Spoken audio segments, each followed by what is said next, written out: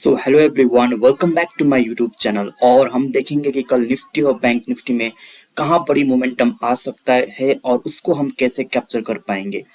तो जैसे आप लोग देख सकते हैं, मार्केट एक रेंज में ट्रेड कर रहा है। हालांकि यहाँ पे मार्केट ने एक ट्रेंडिंग मूव दिखाया था, लेकिन उसके बाद फिर अभी यहाँ पे आके ये रेंज में सिमट गया है। ठीक है, तो कल आपको कैसे ट्रेड लेना है तो ध्यान से सुनिएगा। ठीक है, कल अगर मार्केट इसी एरिया के आसपास ओपन होता है, राइट, इसी एरिया के आसपास अगर ओपन हो जाता है तो आप लोगों को देखना है कि मार्केट अगर यहाँ से ऊपर की तरफ ब्रेक कर देता है तो आप लोगों को यहाँ पे एक छोटा सा ट्रेड मिल सकता है, क्योंकि यहाँ पे मार्केट ने ट्रेंड लाइन का फॉर्मेशन दिया है और जो उसका रेंज है उसका निचले वाला एरिया पे यहाँ पे सपोर्ट ले रखा है।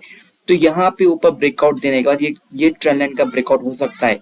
और निफ्टी ने आज ही यहाँ पे ये ट्रेंड लाइन का ब्रेकआउट दिया है और बैंक निफ्टी ने ये ब्रेकआउट नहीं दिया है। ठीक है, तो कल हो सकता है कि यहाँ पे फ्लैट ओपनिंग देने के बाद बैंक निफ्टी यहाँ पे इसका ब्रेकआउट दे दे। ठीक है, तो इसके लिए पहले हम लोग तैयार रहेंगे।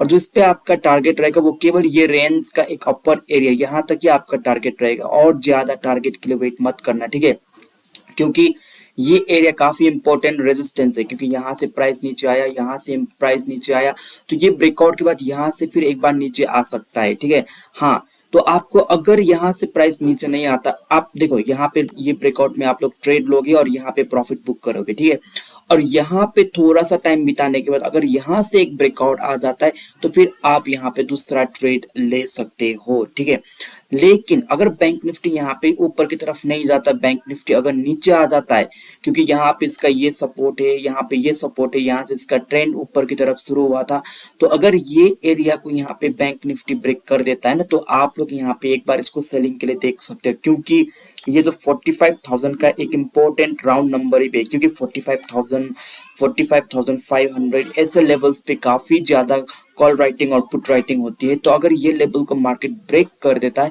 तो उसके बाद आप लोगों को थोड़ा सा एक मूव, आप लोगों को पैनिक मूव आप लोगों को देखने को मिल सकता है।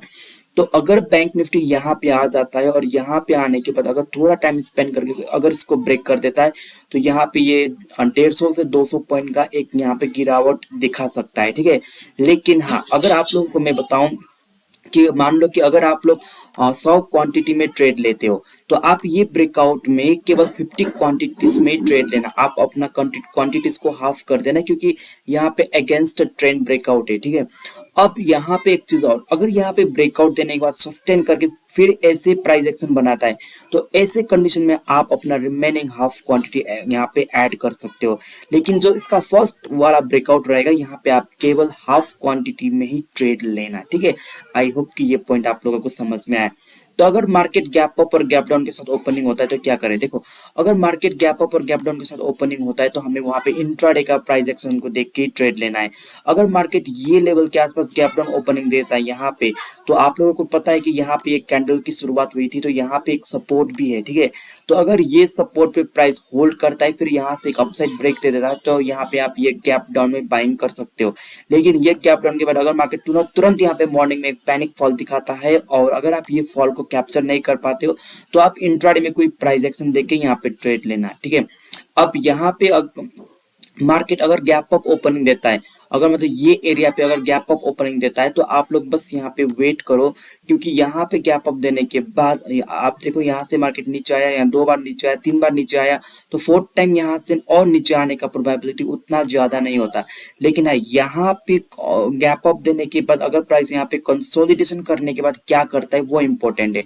अगर गैप अप के बाद यहाँ पे थोड़ा सा कंसोलिडेशन के बाद जिस भी साइड ब्रेकआउट होगा तो वो साइड आप लोग ट्रेड ले सकते हो। आई होप कि ये पॉइंट आप लोगों को समझ में आया।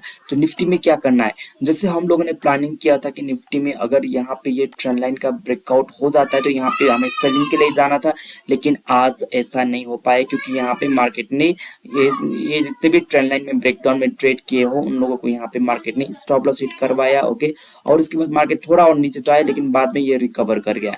तो निफ्टी को कैसे ट्रेड लेना है, देखो निफ्टी में भी आप लोगों को एक रेंज को यहाँ पे देखना है, मतलब प्राइस यहाँ पे और यहाँ पे ये रेंज के अंदर अभी यहाँ पे ट्रेड कर रहा है। ठीक है, तो अगर प्राइस यहाँ पे फ्लैट ओपनिंग देके अगर ऊपर की तरफ ब्रेकआउट दे देता है तो आप लोग यहाँ पे बाइंग कर सकते हो, और ये ब्रेकआउट अगर मिल जाता है और बैंक निफ्टी में भी और ट्रेंड लाइन का ब्रेकआउट मिल जाता है तो यहाँ पे आप लोग आराम से 150 से 200 पॉइंट के लिए यहाँ पे ट्रेड ले सकते हो। ठीक है। अब यहाँ से अगर यहाँ पे ये ऊपर की तरफ ब्रेकआउट नहीं देता, अगर प्राइस यहाँ पे गैप डाउन हो जाता है, तो ये सपोर्ट एरिया पे आप लोग थोड़ा इंतजार करना कि यहाँ से अगर थोड़ा सा प्राइस नीचे आना स्टार्ट कर देता है ऐसे, तो फिर आप लोग यहाँ पे एक सेल की पोजीशन बनानी है। तो अगर यहाँ पे गैप डाउन देने के बाद अगर प्राइस तुरंत ऊपर निकलता है, तो फिर आप लोगों को बस ऊपर के लेवल पे ये रेंज में प्राइस एक्शन को वेट करना है। आई होप कि ये पॉइंट भी आप लोगों को समझ में आया। लेकिन हाँ, अगर मार्केट यहाँ पे इसी रेंज के आसपास ओपन होता है और फिर अगर नीचे आना स्टार्ट किया और ये एरिया पे थोड़ा सा कंसोलिडेशन करके अगर यहाँ से गिरे, तो फिर आप लोगों को एक पैनिक मूव भी निफ्टी में नीचे की तरफ देखने को मिल सकता है। सो इट्स ऑल अबाउट कि level is very very important. देखो, आप लोगों को ये प्रेडिक्ट नहीं करना है कि कल मार्केट ऊपर ही जाएगा या कल मार्केट साइडवेज ही रहने वाला है या मार्केट कल नीचे जाएगा। बस आपको, आपका काम क्या है? आपका काम है चार्ट्स को रीड करना, चार्ट में इंपॉर्टेंट लेवल्स को ड्रॉ करना और उसके अकॉर्डिंग अपना जो कैंडल बनेगा ना, उसके कंफर्मेशन के अकॉर्डिंग ट्रेड लेना। अगर आप ऐसे ट्रेड लोगे ना, तो आप अननेसेसरी ट्रेड से आप बच पाएंगे। आप अननेसेसरी कन्विक्शन जो आप मार्केट में दोगे ना, उससे आप फ्री हो जाओगे। तो इसीलिए always give importance to the level, to the important level that you see on the chart. Okay, तो अभी के लिए इतना ही। Thank you so much for watching this video. Thank you once again.